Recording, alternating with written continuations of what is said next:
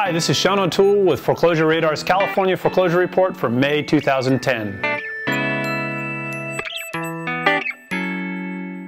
Foreclosure activity was down across the board in May.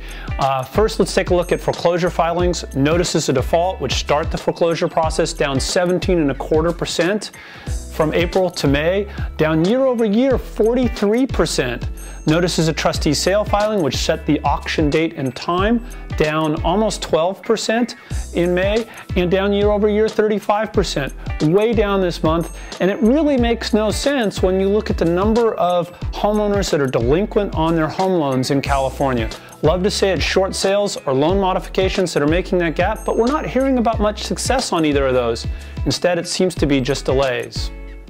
Now, looking at foreclosure outcomes, if we look at the number of properties sold at auction but that the bank ended up taking back, down 5.75%, and year over year down 13%. So even the number of properties the bank's taking back going down as well. The number of cancellations, which should indicate more and more loan modifications, also down this month though, down 6.25%. Finally, sales to third parties down a little this month as well, down 6.75%.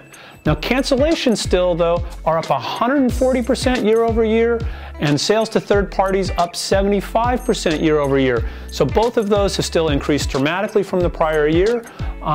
Still, numbers down this month across the board.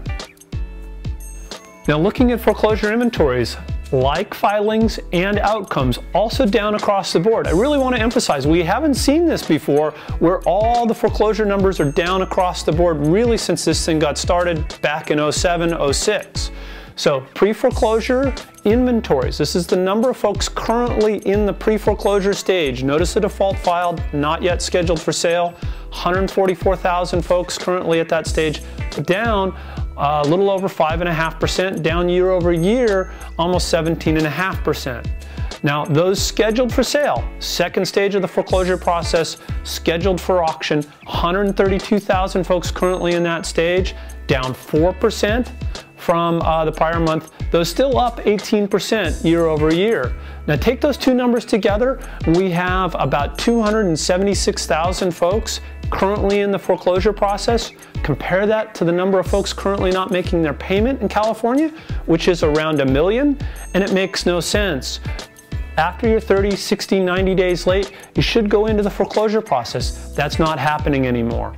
Finally, looking at the bank-owned inventories, the banks this month took back fewer properties, got rid of a fair bit, so bank-owned inventories down a little bit to 87, just about 88,000, down 2.25%, down 18% year over year. Banks aren't having a problem in California getting rid of their bank-owned inventory, and at 87,000 may sound like a lot, takes the banks about 7 months to do the eviction, get them through the process, and that's about the inventory they have. Looking at the foreclosure discounting, the discounts to third parties from market value had kind of flattened out from the prior month, 16.7% in May, 16.3% in April.